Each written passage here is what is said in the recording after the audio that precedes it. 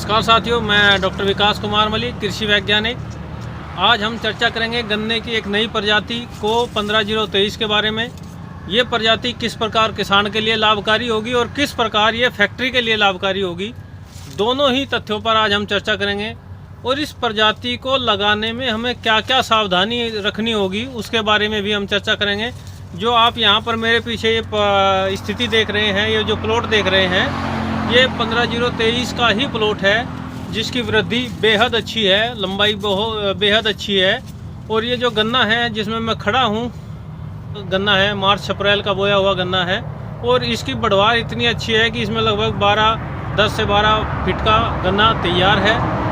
तो अब हम बात करते हैं कि ये प्रजाति नई प्रजाति है, पिछले ही वर्ष 2020 में बनकर तैयार हुई है। तो ये प्रजाति किसान के लिए किस प्रकार लाभकारी होगी और क्या चीज़ें किसान को ये लाभ दे सकती है।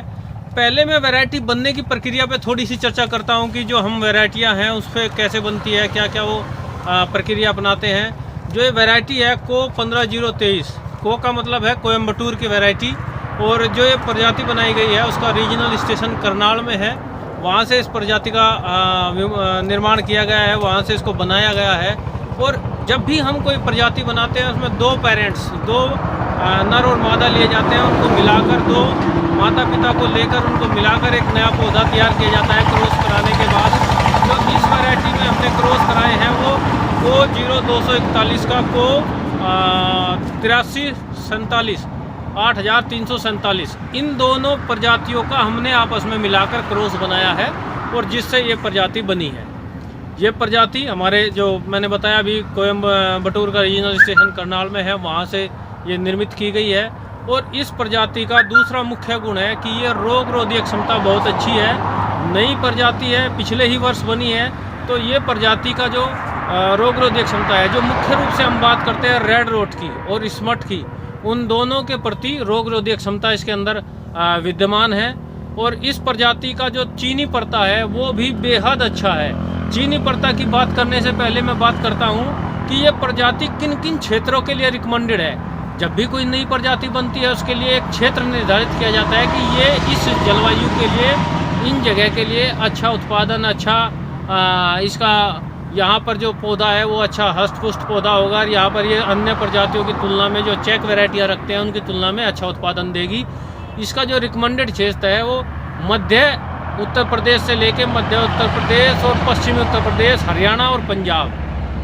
दूसरे शब्दों में कहूँ नॉर्थ वेस्ट प्लेन जोन, ये जो हमारा पश्चिमी उत्तर प्रदेश, हरियाणा, पंजाब और मध्य उत्तर प्रदेश है, उन क्षेत्रों के लिए ये प्रजाति रिकमेंड की गई है। इसी के अंदर उत्तरांचल का भी हमारा जो हिस्सा गन्ना की खेती करता है उसमें भी ये प्रजाति हम लगा सकते हैं। इस प्रजाति के मैं कुछ गुण आपको बताता हूँ। जो ये मैंने यहाँ पे एक पौधा इसका रखा है, इसका पहले मैं चर्चा कर रहा था कि हमें चीनी पत्ता और उत्पादकता के बारे में। उत्पादकता बहुत अच्छी इस वैरायटी की है। इसका उत्पादन क्षमताएँ 89.49, मतलब आप किसान की भाषा में बात करो तो लगभग 90 टन प्रति हेक्टेयर की उत्पादन क्षमता इस वैरायटी की है। मतलब बहुत अच्छा उत्पादन देने वाली वैरायटी है। दूसरी हम बात करें चीनी पत्ता की, तो चीनी पत्ता भी इसकी औसत चीनी पत्ता 14.93, मतलब आप 14.5 से ऊपर 14.93 जो प्रतिशत इसकी चीनी पत्ता है वो इसके अंदर पाई गई है। और ये वैरायटी जो सुक्रोज की मात्रा की हम बात करें, सुक्रोज जूस के मात्रा की हम बात करें तो 19% तक इसमें जूस की प्रतिशत पाई गई है। 19% से भी अधिक इसमें जूस मात्रा आपको मिलेगी। अब कुछ बात करते हैं इसके लक्षणों की कि ये किस प्रकार किसान पहचाने 15023 का पौधा किस प्रकार का है, क्या इसकी लक्षण है देखने को आपको मिलेंगे। ये जो आप मेरे हाथ में पौधा देख पा रहे हैं, इस पर मैंने पौधा लिया है, इसमें नीचे से और ऊपर तक सभी पत्तियां इस पर चिपकी हुई है। कोई किसी भी पत्ती ने ये पौधा नहीं छोड़ा है। पत्ती सूखने के बाद भी, अपना जीवन चक्र पूरा करने के बाद भी इस पर पत्ती लगातार इसी के ऊपर बनी हुई है।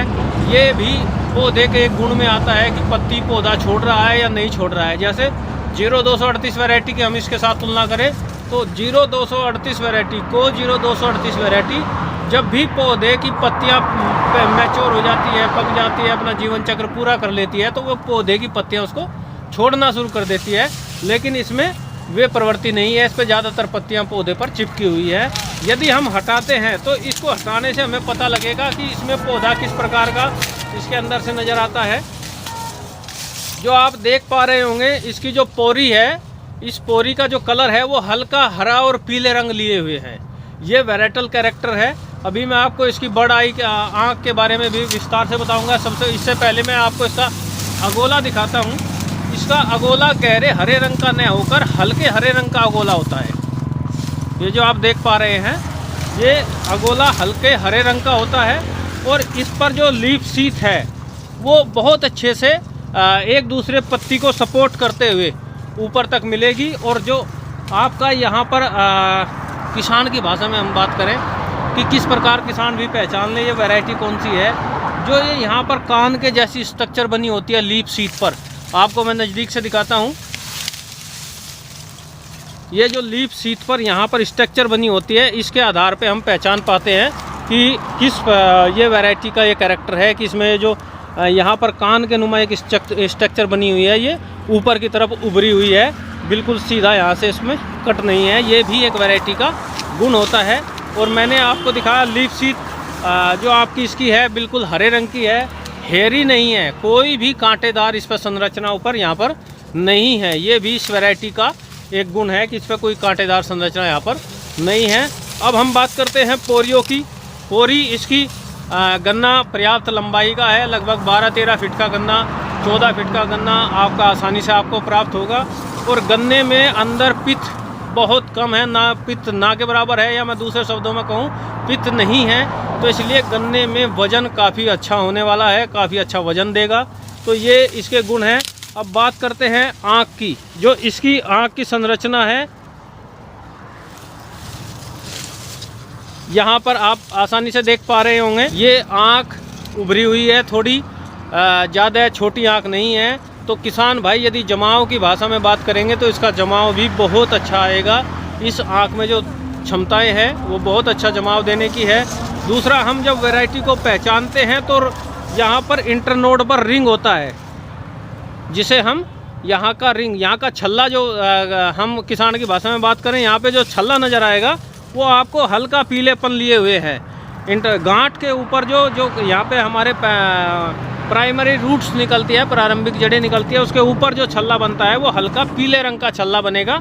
उस पीले रंग के छल्ले की भी इस प्रजाति का विशेष गुण है, जो यहाँ पर ये हल्के पीले रंग का छल्ला बनेगा। और पूरा पौधा पीलापन, हरा और पीलापन लिए हुए होगा और पौधे पर आपकी वृद्धि बहुत अच्छी होती है। और इस प्रजाति पे आप देख पा रहे होंगे, जैसे जैसे गन्ना मैच्योरिटी की तरफ चलता है, नीचे की पत्तियाँ आपकी पीला सूखती हुई चलेगी और ऊपर की लगभग 8 पत्तियाँ जो आप यहाँ पे देख पा रहे होंगे, लगभग 8 पत्तियाँ उसमें हरापन लिए हुए हैं। ये स्वस्थ गन्ने की पहचान है, ये हमारी प्रजाति की पहचान है। और ये उसकी उत्पादन क्षमता की बात मैंने बताई कि ये हमारे क्षेत्र के लिए उपयुक्त प्रजाति है। तो किसान भाइयों, मैं बता रहा था कि हमें जो पोरियां हैं उनके अंदर पित्त नहीं है, पित्त इसके अंदर नहीं है, जिस कारण से गन्ने का प्रति गन्ना वजन बेहद अच्छा आने वाला है। और जो हम बात कर रहे थे, मैं एक और प्रजाति के बारे में आपका मुख्य लक्षण आपको बताता हूँ।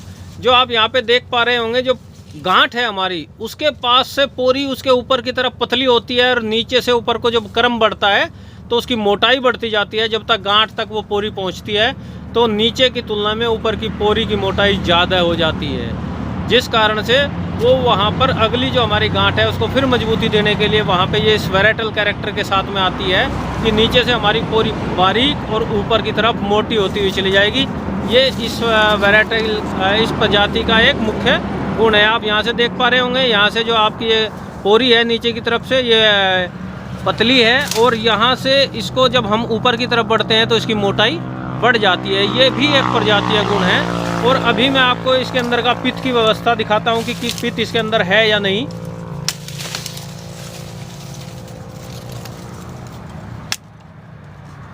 ये हम यहाँ पर जो देख पा रहे हैं, ये हमने गन्ना काटा और इसके अंदर से हम देखेंगे कि इसके अंदर कहीं भी कोई भी पित्त नहीं है, कोई भी गैप जगह वहाँ पर नहीं है। तो इसका मतलब है इसके अंदर पित्त नहीं है। पित्त न होने के कारण ये हमारा जो गन्ना है ये कटने के बाद जब मिल में सप्लाई होगा तो उसमें कट टू क्रश में भी आपका जो वेट लॉस होता है उसमें भी ये उतना ज़्यादा वेट लॉस इसमें नहीं होगा। तो इसलिए ये प्रजाति किसान और शुगर मिल दोनों के लिए लाभकारी होगी, बशर्ते इसके साथ सावधानी बरती जाए, इसको उत्पादन में सावधानी रखी जाए। धन्यवाद, नमस्कार।